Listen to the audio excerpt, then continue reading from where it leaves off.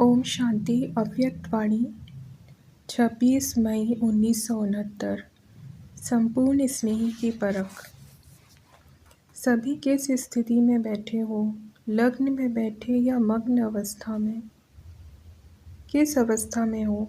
ज़्यादा समय लग्न लगाने में जाता है या मग्न रूप में हो? अपनी चेकिंग तो करते होंगे।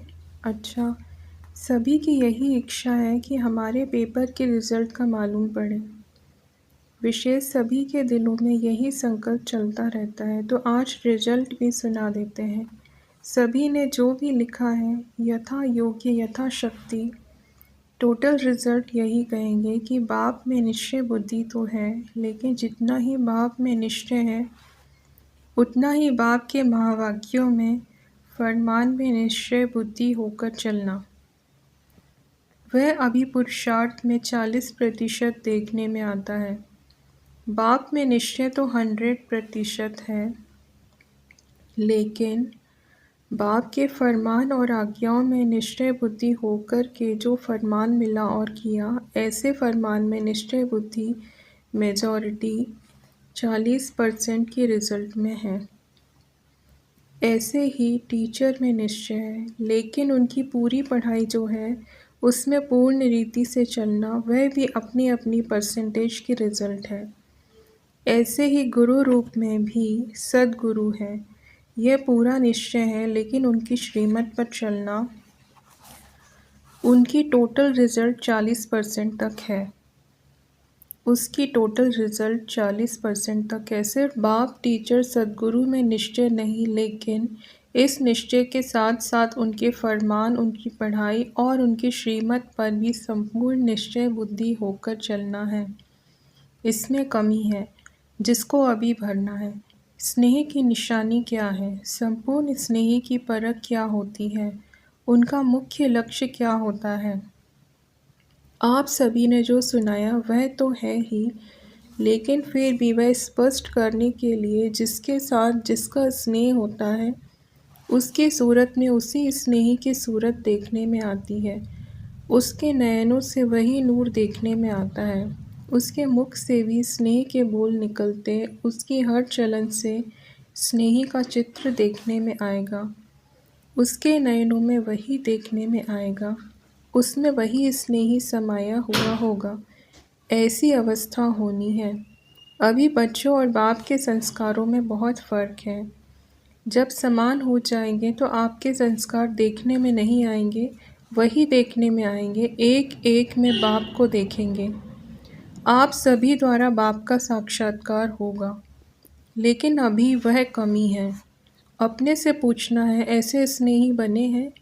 स्नेह लगाना भी सहज है, स्नेही स्वरूप बनना यह है फाइनल स्टेज। तो पेपर की रिजल्ट सुनाई। एक तो यह कमी है। दूसरी बात, जो सभी ने लिखा है उसमें सहन शक्ति की जो रिज़ल्ट है वह बहुत कम है। जितनी सहन शक्ति होगी उतनी सर्विस में सफलता होगी।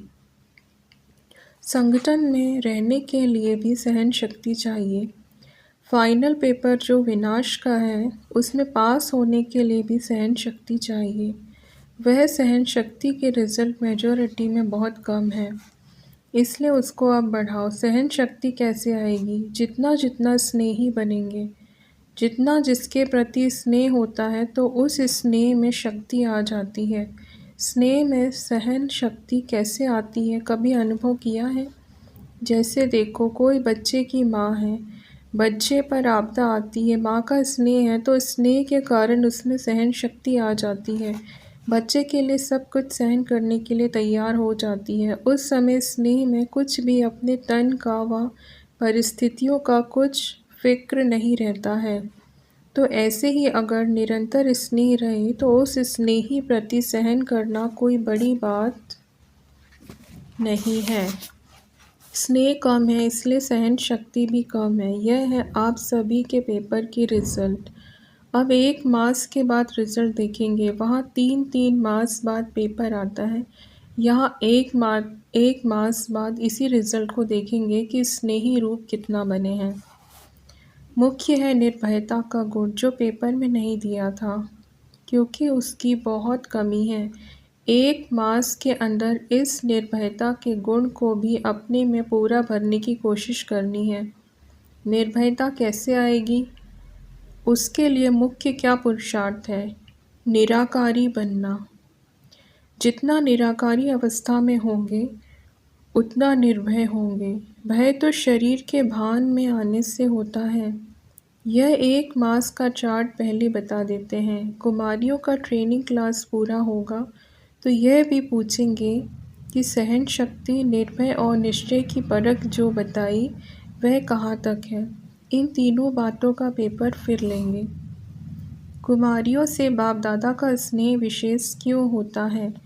कौन सी खास बात है जो बाप दादा का खास स्नेह रहता है?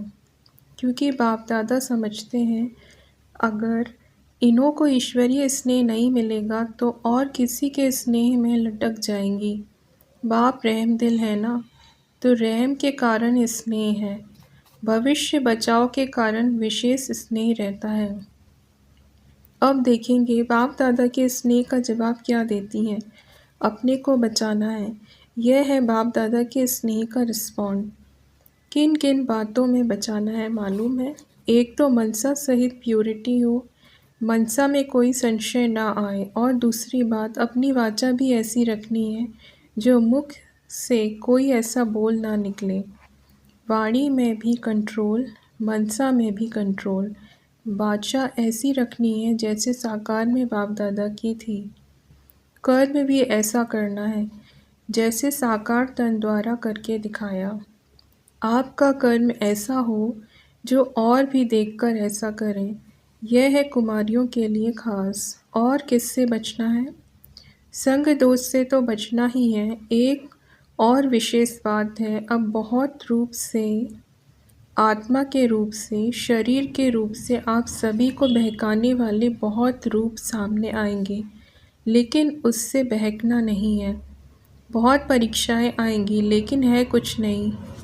परीक्षाओं के पास कौन हो सकता है? परीक्षाओं में पास कौन हो सकता है? जिसको परख पूरी होगी। परखने की जितनी शक्ति होगी उतना ही परीक्षाओं में पास होंगे।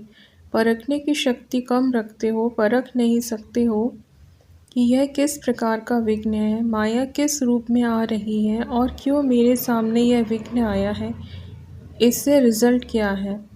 यह परख कम होने के कारण परीक्षाओं में फेल हो जाते हैं।